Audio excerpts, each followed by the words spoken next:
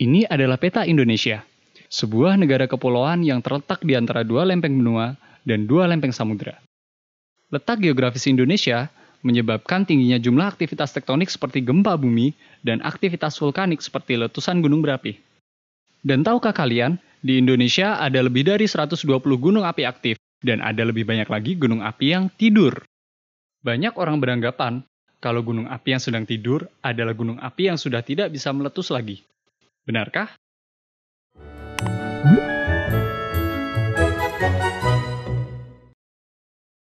Aktivitas vulkanik dari gunung api ditentukan dari suplai magma, yaitu campuran antara batuan cair dan larutan gas.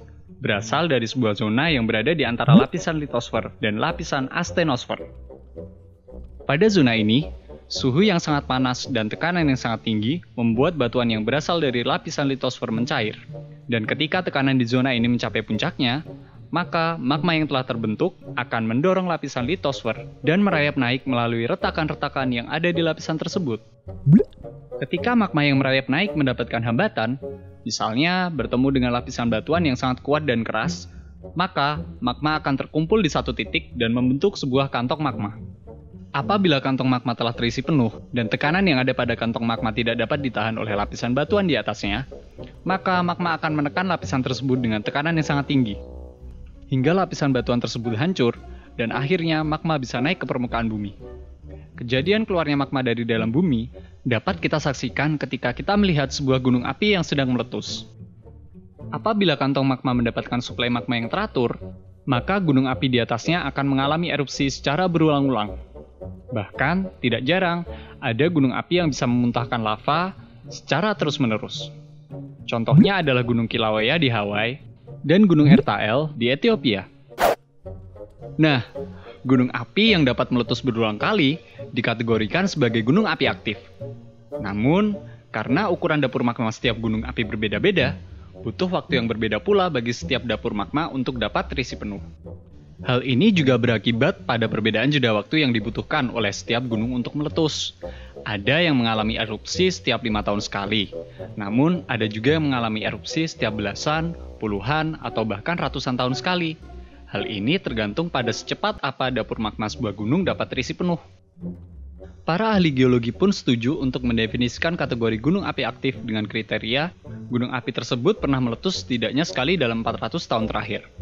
Nah, pada prakteknya, banyak gunung api aktif yang seakan-akan diam tanpa adanya aktivitas vulkanik.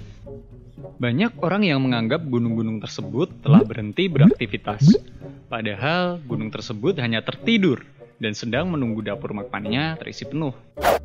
Contohnya adalah Gunung Sinabung yang tiba-tiba meletus pada tahun 2010 setelah tertidur selama 400 tahun. Nah, terkadang aliran magma dari perut bumi menuju ke dapur magma tidak selalu lancar. Karena aktivitas tektonik tertentu, aliran magma ini bisa saja berhenti, dan magma yang telah berada di dalam dapur magma pun mendingin. Hal ini mengakibatkan gunung api yang terletak di atas dapur magma tersebut menjadi benar-benar mati, karena tidak lagi memiliki cadangan magma aktif yang dapat memicu erupsi. Para ahli geologi pun mendefinisikan gunung api mati sebagai gunung yang tidak pernah mengalami erupsi selama 10.000 tahun terakhir. Dan kemungkinan gunung api mati tidak akan mengalami erupsi lagi hingga ribuan tahun ke depan. Namun tetap saja, sebuah gunung api yang telah dinyatakan mati ternyata bisa kembali aktif. Satu contoh yang paling baru adalah Gunung Sotara di Kolombia, yang tiba-tiba kembali aktif setelah tidak meletus selama 9.600 tahun. Indonesia pun sebenarnya memiliki banyak gunung api yang dinyatakan mati total. Namun, satu yang paling menarik adalah Toba. Masyarakat umum Indonesia mungkin mengenal Toba sebagai danau terbesar di Indonesia. Namun, bagi ahli geologi, mereka mengenal Toba sebagai sebuah kaldera atau kawah besar hasil sebuah erupsi yang sangat kuat. Bahkan bisa dibilang sebagai salah satu erupsi gunung terkuat dalam sejarah manusia. Erupsi Toba yang terjadi 74.000 tahun sebelum Masehi ini membuat seluruh bumi diselimuti abu vulkanik yang menghalangi sinar matahari sehingga mengakibatkan banyak flora dan fauna mati. Bahkan, jumlah populasi manusia saat itu berkurang dari 100.000 orang menjadi hanya 10.000 orang karena efek musim dingin vulkanis yang diakibatkan oleh abu vulkanik Toba. Para ahli geologi pun menyatakan, Jauh di bawah Danau Toba masih terdapat dapur magma aktif dengan cadangan magma yang terus bertambah, sedikit demi sedikit.